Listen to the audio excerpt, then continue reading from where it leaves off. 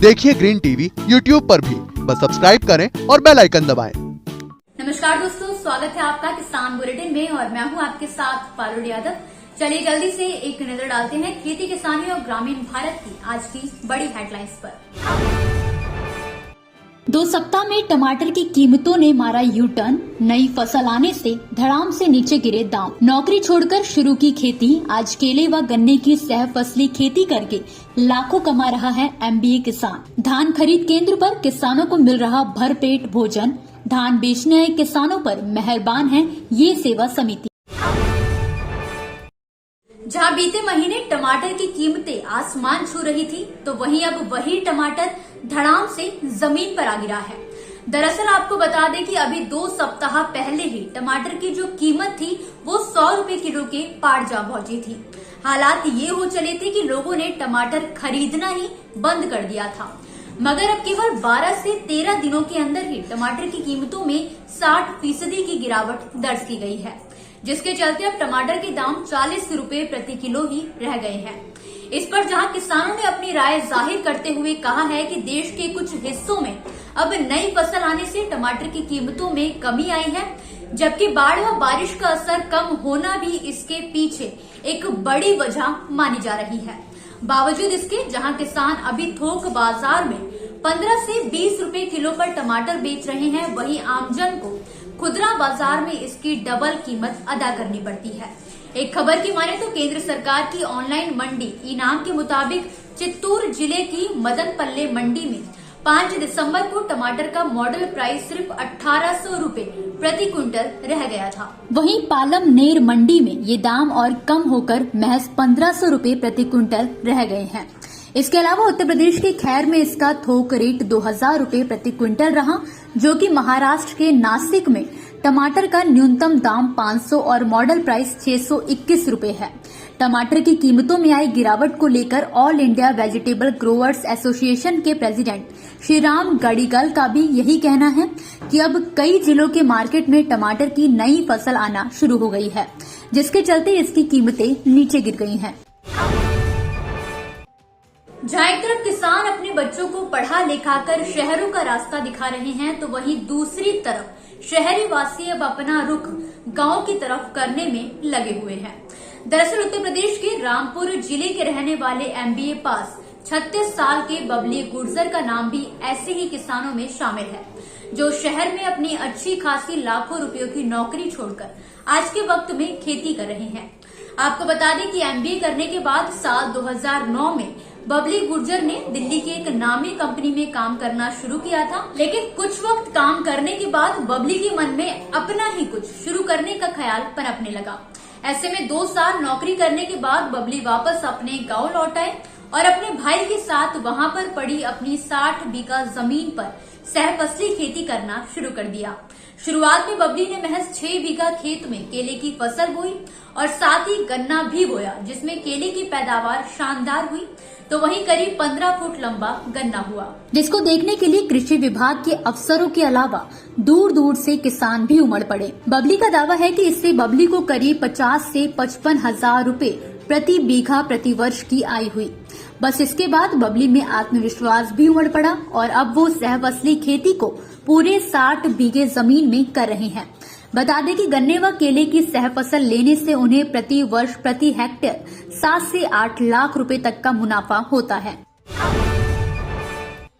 कृषि मंडियों में किसानों की धक्का मुक्की, धान बेचने के लिए समितियों में लड़ाई झगड़े, समिति कर्मचारियों की बदसलूकी, ये सब तो आपने अक्सर खबरों में सुना होगा और शायद हकीकत में देखा भी होगा।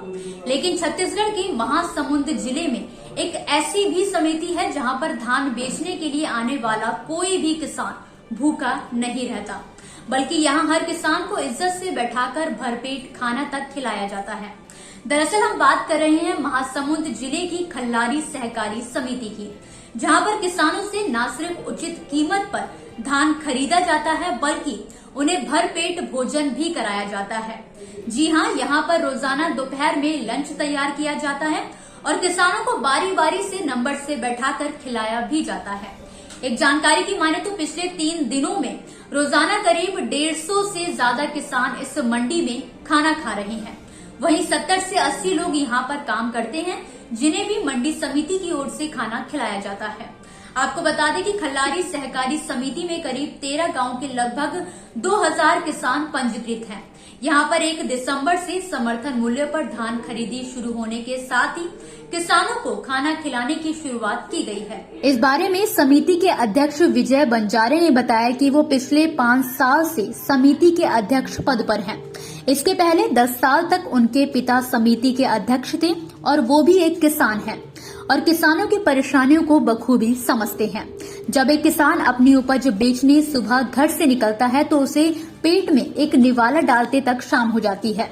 ऐसे में भूखे प्यासे रहकर किसान अपनी उपज को बेचने के लिए काफी मुश्किलें उठाते हैं, जिसके चलते ही हमने इस साल से किसानों को भोजन खिलाने का कार्यक्रम शुरू किया है। तो दोस्तों, ये थी वो खबरें जिन्हें हमने आप तक विस्तार से पहुंचाया। लेकिन अब बात करेंगे कृषि क्षेत्र से जुड़ी कुछ ऐसी खबरों की जिनके बारे में भी आपके पास जानकारी होना बेहद जरूरी है। तो चलिए अब जल्दी से नजर डालते हैं खेती किसानी और ग्रामीण भारत की छोटी बड़ी अपडेट्स पर। मध्य प्रदेश सरकार द्वारा गौ सेवा योजना चलाई जा रही है, जिसका उद्देश्य गायों को आश्रय और उनके रखरखाव के लिए लोगों को प्रेरित करना है। इस योजना के तहत सरकार द्वारा गौवंशों के रखरखाव पर प्रति गौवंश प्रतिदिन 20 रुपए का अनुदान दिया जाता है, जिसके चलते हाल ही में मध्य प्रदेश सरकार ने दावा भी किया है कि पिछले वित्त वर्ष में सरकार के अंतर्गत आने वाले गौवंशों से रोजाना औसतन 9,13,000 किलोलीटर दूध को इकट्ठा किया गया, जबकि औसतन 6,38,000 लीटर पैकेट दूध की बिक्री भी की गई। लॉकडाउन के दौरान दुग्ध संघों द्वारा 2,54,00,000 लीटर अतिरिक्त दूध खरीदा गया था, जिसके लिए किसानों को 94 करोड़ रुपए राशि का अतिरिक्त भुगतान भी किया गया। आपको बता दें कि प्रदेश में मुख्यमंत्री गौ सेवा योजना और अशासकीय स्वयंसेवी संस्थाओं द्वारा संचालित 1768 गौशालाओं में करीब 2.5 लाख से ज्यादा गौवंश की देखभाल की जा रही है। सरकार प्रति गौवंश प्रतिदिन 20 रुपए का अनुदान देती है। जहां एक तरफ बेमौसम बारिश किसानों के लिए परेशानी का सबब बनी हुई है, तो वहीं महाराष्ट्र के किसानों के बीच पहले से स्टोर किए गए प्याज को बेचने की भी होड़ लग गई है, जिसकी वजह से मार्केट में भी प्याज की आवक एकदम से बढ़ गई है। हालात ये हो चले हैं कि अब किसान कम कीमत पर अपनी उपज बेचने को मजबूर हैं, लेकिन इसकी वजह से अब एक और बड़ी समस्या इन किसानों के सामने आ खड़ी हुई है। दरअसल बड़ी मात्रा में मंडियों में प्याज की आवक होने से अहमदनगर मंडी के प्रशासन व व्यापारियों ने प्याज मंडी को रविवार और सोमवार को बंद रखने का फैसला किया है, ताकि नई आवक आने से पहले जितना प्याज मंडी में पहले से आ चुका है उसे ठिकाने लगाया जा सके। आपको बता दें कि बाजार में प्याज की बड़ी मात्रा में आवक हो रही है, लेकिन किसान इसे बेच नहीं पा रहे। इसलिए अहमदनगर में दादा पाटिल स्टील की कृषि उपज मंडी समिति ने नेपट्यू बाजार में प्याज की 2 दिनों की नीलामी बंद रखने का निर्णय लिया है। ऐसा माना जा रहा है कि इसके चलते किसानों को काफी परेशानी का सामना भी करना पड़ सकता है। हरियाणा के सोनीपत जिले में कुंडली बॉर्डर पर जारी किसान आंदोलन के मुख्य मंच के पास बीते रविवार से 6 किसानों ने एमएसपी की गारंटी की कानून बनाने की मांग को लेकर भूख हड़ताल शुरू कर दी है। उनकी मांग है कि एमएसपी पर कमेटी नहीं चाहिए, बल्कि वो एमएसपी पर गारंटी कानून बनने के बाद ही वापस लौटेंगे। किसानों ने फिलहाल 7 दिसंबर तक भूख हड़ताल करने का फैसला किया है, मगर संयुक्त किसान मोर्चा की बैठक के फैसले के बाद वो अपना अगला निर्णय लेंगे। आपको बता दें कि संयुक्त किसान मोर्चा ने एमएसपी समेत सभी मुद्दों पर सरकार से बातचीत के लिए 5 सदस्यीय कमेटी का गठन किया है। साथ ही 7 दिसंबर को अगली रणनीति के लिए कुंडली बॉर्डर पर बैठक भी बुलाई है। तो दोस्तों, इसी के साथ आज की बड़ी खबरों में फिलहाल के लिए बस इतना ही। आप मुझे दीजिए इजाजत, कल फिर हाजिर होंगे कुछ नई और बड़ी खबरों के साथ। तब तक के लिए आप देखते रहिए ग्रीन टीवी। नमस्कार। देखिए ग्रीन टीवी यूट्यूब पर भी, बस सब्सक्राइब करें और बेल आइकन दबाएं।